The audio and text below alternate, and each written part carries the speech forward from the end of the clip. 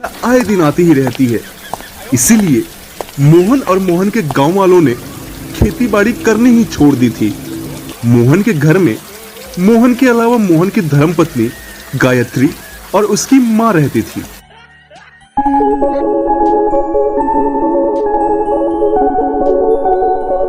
सुनो गायत्री, मैं शहर जा रहा हूँ लकड़ियां बेचने के लिए।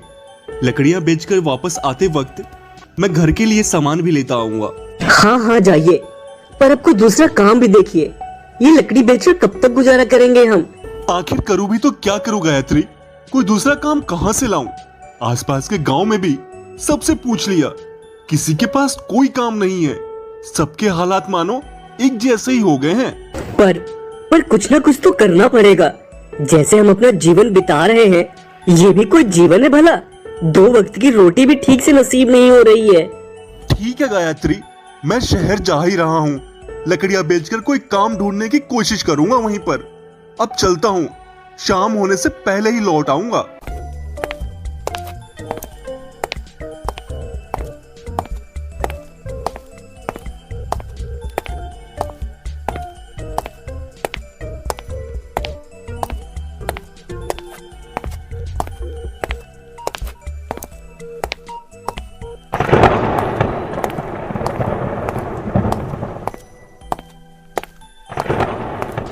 लो, शैतान का नाम लिया और शैतान हाजिर भी हो गया। अरे इस बारिश को भी अभी होना था। मेरी तो सारी लकड़ियां ही खराब हो जाएंगी। भला गिली लकड़ियां बाजार में कौन लेगा?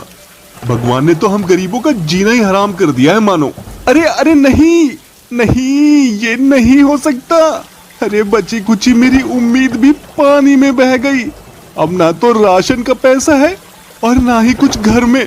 क्या करूं अब? कहां से लाऊंगा मैं घर का राशन? अब तो घर जाने के अलावा कोई दूसरा रास्ता भी नहीं दिखाई दे रहा है मुझे। घर जाकर क्या बोलूंगा मैं माँ और गायत्री से कि मैंने अपनी बची कुची उम्मीद भी पानी में बहा दी? नहीं नहीं नहीं नहीं, ऐसा नहीं बोल सकता मैं। कुछ ना कुछ तो इंतजाम करना ही पड़ेगा मुझे। घर का राशन तो मुझे कैसे भी लाना पड़ेगा।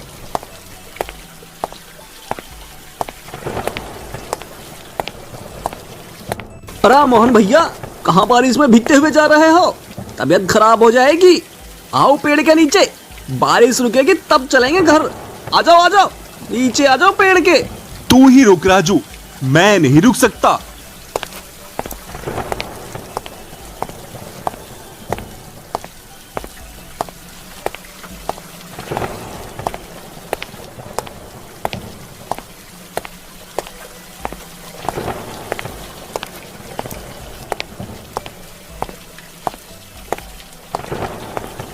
अरे इतनी जल्दी आप शहर से आ गए? पर आप ये भीगते हुए क्यों आ रहे हैं? कहीं रुक गए होते? गायत्री, हम तो बर्बाद हो चुके हैं। जो भी थोड़ी लकड़ियां थी सोचा बेचकर घर के लिए सामान ले आऊंगा। पर इस बारिश ने पूरे गांव में ही नहीं बल्कि मेरी सोच पर भी पानी फेर दिया है। बारिश में लकड़ियां बह गई गायत्री। क्या? ये तू क्या कह रहा है बेटा? लकड़ियां पानी में बह गई? तेरी बातें सुनकर तो ऐसा लग रहा है मानो पानी में लकड़ियां नहीं, हम तीनों की जिंदगी बह गई हो। माँ, इसका बदला तो मुझे लेना है। मैं छोड़ूंगा नहीं। अपने और अपने परिवार की भूख का बदला तो मैं लेकर ही रहूंगा। अरे बेटा, ये बरसात किसी इंसान के कहने पर नहीं होती कि तू इंसान से बदला ले लेगा। अरे ये तो उस ऊपर वाले का खेल है। किसी को भूखा सुलाना है और किसी के भंडार में धन भरना है। ये तो सब ऊपर वाला ही जाने।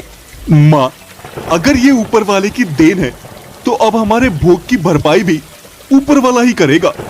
तू देखती जा, कल मैं पंचायत बुलवाता हूँ और क्या करता हूँ।